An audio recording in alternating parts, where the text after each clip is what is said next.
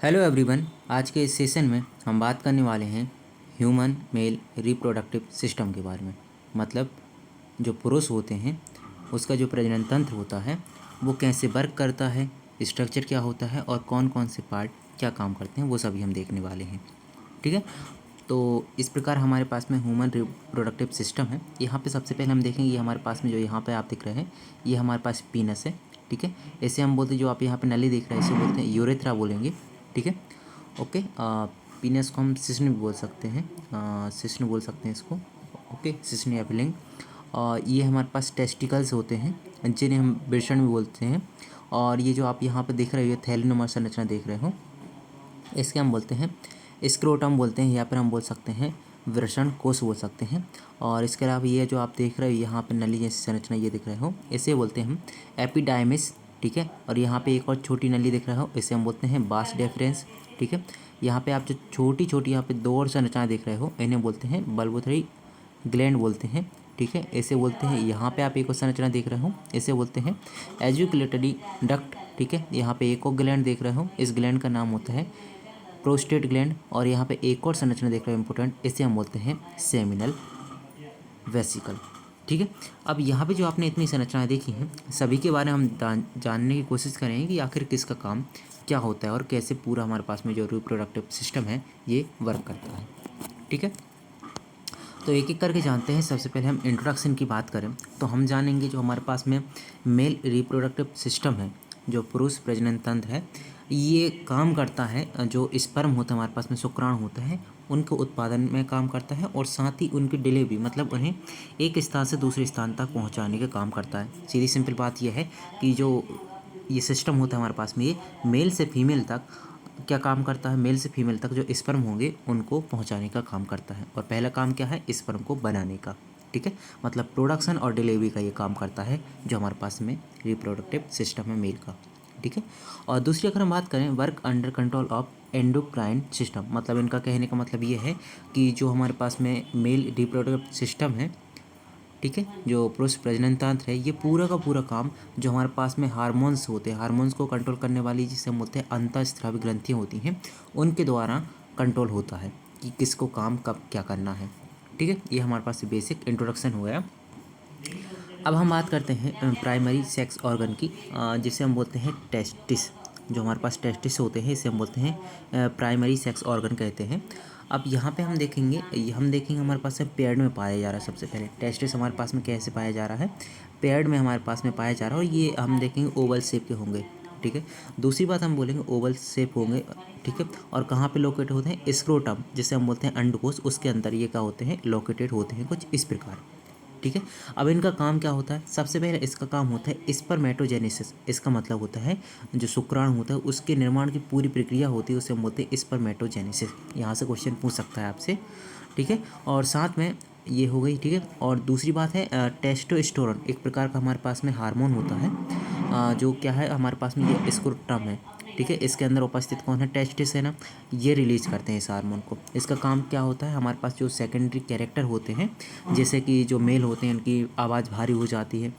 ठीक है, दाढ़ी निकल आती है, चेहरे पर बाल आ जाते हैं, जन्नांग में बाल आ जाते हैं, ये सेकेंडरी कैरेक्टर होते हैं। इनके लिए जिम्मेदार कौन होता है, टेस्टिस के द्वारा निकलने वाला टेस्टोस्टेरोन हार्मोन। ठीक है, और कौन निकालता है, वो टेस्टिस निकालते हैं। दूसरी बात हम करते हैं कवर्ड बाय ट्यूनिका एल्ब्यूजेनिया, मतलब ये क्या है, ये जो कवर होते हैं, जो हमारे पास टेस्टिस होते हैं, ये कवर होते हैं एक छोटी सी परत से, लेयर से, परत से ये कवर होते हैं, उसका नाम होता है ट्यूनिका एल्ब्यूजेनिया। ठीक है, ये तीन इंपॉर्टेंट बातें थी, आपको मैंने यहाँ पे बता दी। दूसरी बात करें, हम स्ट्रक्चर की बात करें कि स्ट्रक्चर कैसा होगा इसका, तो हम बोलेंगे इसका स्ट्रक्चर जो है सेमी फेलुरस होता है, ट्यूबिकल होता है, site of sperm of formation के लिए। ठीक है, अब बाकी यहाँ पे ये बात इतनी इंपॉर्टेंट नहीं है, लेकिन ये दो बात हैं आपके पास में, ये बहुत इंपॉर्टेंट है। हमारे पास होता है सर्टोली सेल, मतलब जो सर्टोली कोशिकाएं होती हैं इनका काम क्या होता है, और लीडिंग कोशिकाएं होती हैं इनका काम क्या होता है। हालांकि काम बहुत है, लेकिन अगर इसमें आप देखोगे सबसे पहले अगर काम आपको रखना है, इन्हीं विन सेक्रेशन का काम करती है सर्टोली कोशिकाएं। इसका मतलब क्या होता है, तो इसका मतलब होता है कि जो हमारे पास में FSH हार्मोन आ रहा है हमारे पास में पिट्यूटरी ग्लैंड से, तो उसको कंट्रोल करने का, रोकने का काम करते हैं, ताकि ये टेस्टिस जो हमारे पास में स्पर्म बना रहे हैं वो बना सके। ठीक है, दूसरी बात इनका काम होता है सेटोली कोशिकाओं का, इनका काम होता है जो हमारे पास स्पर्म होगा उसको न्यूट्रिशन प्रदान करने का, न्यूट्रिशन देने का काम होता है। ठीक है, और न्यूट्रिशन में ये जो है फ्रक्टोज देते हैं। क्या देते हैं? फ्रक्टोज। एक ग्लूकोज होता है, एक फ्रक्टोज, ये काम करते हैं फ्रक्टोज देने का। ठीक है, और दूसरे काम करता है जो सर्टोली सेल होते हैं, जो हमारे पास टेस्टिस होते हैं, वहाँ तक ब्लड ना पहुँच पाए तो ब्लड बैरियर का काम भी यही करते हैं।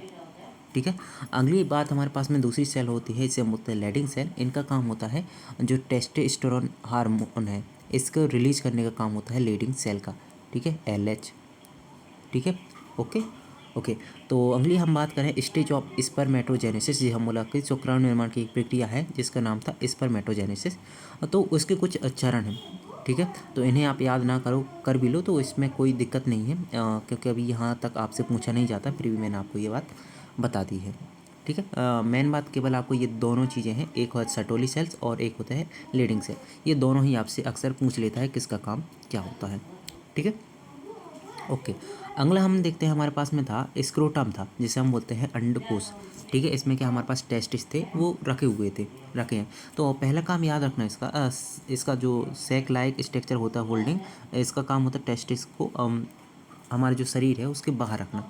अब दूसरी इंपॉर्टेंट बात आपसे ये पूछ सकते हैं कि जो हमारे पास में जो जैसे फीमेल में होता है अंदर होते हैं अंडाणु, वैसे हमारे पास में जो शुक्राणु अंदर क्यों नहीं बन सकते?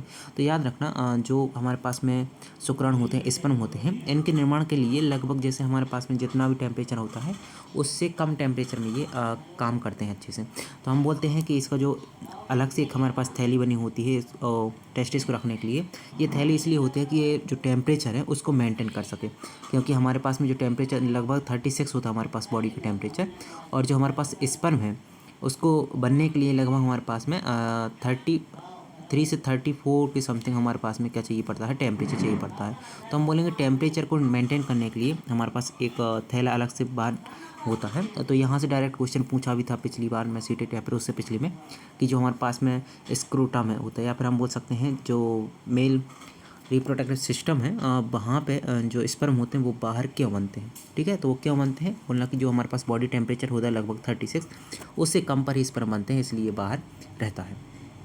ठीक है, और इसको हम बोलते हैं क्रीमास्टर या डार्टोस मसल्स भी होती है इसमें, जो क्या करती हैं क्रीमास्टर और डार्टोस, ये दो मसल्स होती हैं, ये इनका काम होता है जो टेम्परेचर है उसको कंट्रोल करने का, रेगुलेट करने का काम होता है। कौन कौन सी? क्रीमास्टर एंड डार्टोस। ओके, बात क्लियर है। इसके बाद में हम बात करते हैं एपिडाइडेमस। ठीक है, एपिडाइडेमस या फिर डाइडेमस, कुछ भी आप इसको बोल सकते हो। ठीक है, इसका काम क्या होता है? तो आप बोलना हाईली कोल्ड ट्यूब होती है हमारे पास में, और हमारे पास में जो पोस्टर साइट है वहाँ पे टेस्टिस की वहाँ पे होती है। इसका काम होता है जो मैच्योरेशन होती है हमारे पास, परिपक्वता होती है, और जो हमारे पास में जैसे मान के चलो हमारे पास में स्पर्म बन चुका है। ठीक है, तो स्पर्म बनने का काम बनाने का काम कौन कर रहा था? आप बोलोगे टेस्टिस कर रहा था। ठीक है, उन्होंने स्पर्म बना लिया। अब क्या होगा, जो हमारे पास में एपिडाइडिमिस है, ये हमारे पास में क्या होते हैं, ये एक पे करके हमारे पास में ट्यूब होती है। अभी मैंने आपको बताया था जस्ट, अभी देख लो आप यहाँ पे कहाँ पे है, ये है। तो आप यहाँ पे देखोगे एपिडाइडिमिस ट्यूब, ये जो आप पीछे देख रहे हो ना, ये हमारे पास टेस्टिस थे। इसके जस्ट पीछे आप देख रहे हो, ये हमारे पास में एपिडाइडिमिस ट्यूब थी। इसका काम क्या हो रहा था? अब इसका काम होगा, जैसे कि टेस्टिस ने स्पर्म बना दिया है, तो इसका काम होगा उस स्पर्म को मैच्योरेशन तक ले जाने का काम होगा एपिडाइडिमस का। ठीक है, दूसरी बात टेम्परेरी स्टोर भी करती है, और इसको ट्रांसपोर्ट करने का भी आगे काम यही करती है। तो हमारे पास जो स्पर्म बने हैं वो यहाँ पे आके क्या होंगे? मैच्योर होंगे, और कुछ समय तक स्टोर रहेंगे, और उसके बाद हमारे पास में ट्रांसपोर्ट हो जाएंगे। ठीक है, बात क्लियर है? ओके, तो इसके बाद हम करते हैं मेल डक्ट सिस्टम। यहाँ पे हमारे पास होता है, इसमें हम कुछ और चीज़ों को देखते हैं। जैसे हमारे पास में बॉस डिफरेंस दिखेगा, आपको हमने बताया था। ठीक है, बॉस डिफरेंस के एजेकुलेटेड डक्ट दिखेगी और यूरेथ्रा दिखेगा।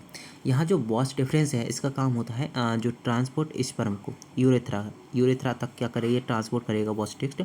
और एजुकेटेड डक्ट जो है इसका काम होता है जो हम दो चीज़ों से मिलकर बनेगी, ये बॉस डिफरेंस और सेमिनल वेसल, इन दोनों को मिलकर हम ये बोल देते हैं। ठीक है, यूरेथ्रा जो होती है इसको प्रोस्टेट बोलते हैं, या फिर हम बोलते हैं मेम्ब्रेनस और पेनिस पार्ट। ये तीनों चीज़ हमारे पास में क्या होती हैं? यूरेथ्रा के अंतर्गत आ जाती हैं। एक प्रोस्टेट ग्लैंड आएगी, मेम्ब्रेनस और पेनिस पार्ट आ जाएगा। ठीक है, ओके। तो यहाँ जो हमारे पास यूरेथ्रा दिख रही है, यहाँ से हमारे पास में जो सीमन होगा, और साथ में हमारे पास में जो मूत्र होता है हमारे पास में, ठीक है, जो वेस्ट प्रोडक्ट होता है हमारे पास शरीर का, जो किडनी छाना था उसको निकालने का ये काम करता है, ठीक है। ओके, इसके बाद हम करते हैं एसेसरी ग्लैंड, जो बहुत ज़रूरी है।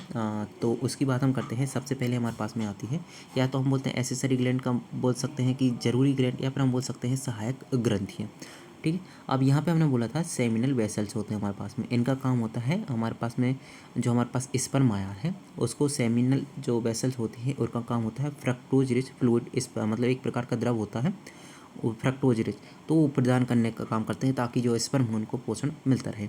इसके बाद हमारे पास होते हैं प्रोस्टेट ग्लैंड होता है, इसका काम होता है हमारे पास में जो स्पर्म है उनको एल्कलाइन फ्लूइड प्रदान करता है कि उनका जो पीएच है वो पीएच उनका मेंटेन रहे, लगभग थोड़ा क्षारीय रहे।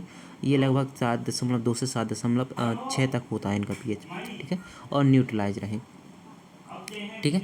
और दूसरी अगर बात हम करें, हमारे पास होता है बल्मोनरी यूरेथर ग्लैंड होता है, इसका काम होता है म्यूकस सेक्रेशन का काम होता है। म्यूकस सेक्रेशन करता है लुब्रिकेशन, मतलब जो लुब्रिकेशन का मतलब क्या होता है, किसी भी चीज़ को क्या होता है आसानी से फिल हो जाने दे, चिकनाई हो सकती है, ठीक है, तो ये म्यूकस सेक्रेशन करता है लुब्रिकेशन के लिए, ठीक है। ओके, तो इसके बाद हमारे पास आता है पेनस, इससे हम बोलते हैं लिंग या फिर सिस्टम भी बोल सकते हैं। ये हमारे पास में एक्सटर्नल ऑर्गन होता है। इसका काम क्या होता है अभी हमने बताया था, कंटेंट एक्सक्रीशन टिश्यू होता है हमारे पास में, कॉर्पोरल कन्वेंशन करता है और ये हमारे पास में होता है, ठीक है। इसका काम होता है डिलीवरी करता है, डिलीवर्स का काम करता है, स्पर्म को कहाँ पे ले जाता है, फीमेल रिप्रोडक्टिव सिस्टम तक इसको ले जाने का काम करता है पीनस, ठीक है। ओके, अगर हम बात करें हमारे पास में जो सिस्टम है, यहाँ पे कुछ हमारे पास हार्मोन होते हैं जो रेगुलेट करते हैं। अब यहाँ पे सबसे पहले हमारे पास में आता है हाइपोथैलेमस, ठीक है। तो हाइपोथैलेमस एक हार्मोन का सीक्रेशन करेगा जिसका नाम होता है GnRH हार्मोन, ठीक है। तो ये GnRH हार्मोन जाएगा किसके पास, पिट्यूटरी ग्लैंड, जिसे हम पीयूष ग्रंथि कहते हैं, इसके पास जाएगा और इसको आदेश देगा कि अब आप क्या करो, एक FSH हार्मोन करो और दूसरा LH हार्मोन करो रिलीज। तो FSH हार्मोन करता है सेटोली कोशिकाओं पे जाके काम करता है, और जो LH हार्मोन है वो लेडिंग कोशिकाओं पे जाके काम करता है। याद रखना, लेकिन FSH हार्मोन और LH हार्मोन ये दोनों रिलीज कौन कर रहा है, पीयूष ग्रंथि कर रही है, लेकिन ये काम कहाँ पे कर रहे हैं, टेस्टेट पर जाकर काम कर रहे हैं। एक और हार्मोन आता है टेस्टोस्टेरोन, ये कौन निकालता है, तो ये हमारे पास टेस्टिस रिलीज करते हैं। इनका काम होता है हमारे पास शुक्राणु का निर्माण करना और जो द्वितीय लक्षण होते हैं हमारे पास में उनको प्रकट करना, ठीक है। स्पर्मेटोजेनेसिस की अगर हम प्रक्रिया की बात करें, लगभग 64 से लेकर 74 या 76 दिन की ये प्रक्रिया होती है हमारे पास में, ठीक है। और यहाँ से आपसे ज़्यादा कुछ नहीं पूछ सकता, यहाँ पे केवल आपको ये हार्मोन पूछ सकता है कौन कौन से होते हैं, FSH, LH, टेस्टोस्टेरोन और इनहिबिशन, ठीक है। इनहिबिशन हार्मोन का मतलब होता है जो FSH हार्मोन आ रहा है उसको ये रोक देता है, ठीक है। बाकी ये प्रक्रिया मैंने पहले ही बताया है कि इतनी इंपॉर्टेंट है नहीं कि आप इसको ज़्यादा करो, ठीक है। ओके, अगर फिर भी याद करना है तो याद रखना, पहले माइटोसिस होगा, मियोसिस फर्स्ट, फिर मियोसिस सेकंड, और फिर हमारे पास में स्पर्म का निर्माण होगा, ठीक है। अगर हम सीमन की बात करें, अक्सर आपसे पूछ लेता है सीमन होता क्या है, तो आप बोलना जो सीमन होता है वो मिक्सचर होता है स्पर्म का और हमारे पास में जो ग्लैंड थी, अब ग्लैंड कुछ ना कुछ दे रही थी, ठीक है। कुछ क्या कर रही थी, कुछ हमारे पास क्षारी को नियंत्रित कर रही थी, ठीक है। तो कुछ हमारे पास में म्यूकस दे रही थी ताकि हमारे पास में लुब्रिकेशन का काम कर सकें, ठीक है। और कुछ उसके लिए फूड प्रोवाइड कर रही थी ताकि उसको पोषण मिल सके। तो ये जो सभी का मिक्सचर होता है, इसी मिक्सचर को हम बोलते हैं सीमन। दूसरी बात करें ये कितनी वैल्यूम में निकल सकता है, तो आप बोलना ये लगभग 2 से 5 ml एक बार में निकल सकता है, 2 से 5 ml एक बार में निकल सकता है। इसका pH लगभग 7.2 से 7.8 होता है। और हम बात करें नॉर्मल काउंट, स्पर्म काउंट की बात करें एक बार में कितना होता है, तो लगभग 60 से 120 मिलियन पर मिलीलीटर इसका काउंट होता है। तो यहाँ से इंपॉर्टेंट बात ये है कि आपसे सीमन के बारे में पूछ सकता क्या है, और दूसरा इसके pH के बारे में पूछ सकता है। ये दोनों ही इंपॉर्टेंट बात है आपके पास में, ठीक है। ये क्लिनिकल है, तो यहाँ पे आपके पास ये भी इम्पोर्टेंट नहीं है, समरी की बात में करना नहीं है, ठीक है।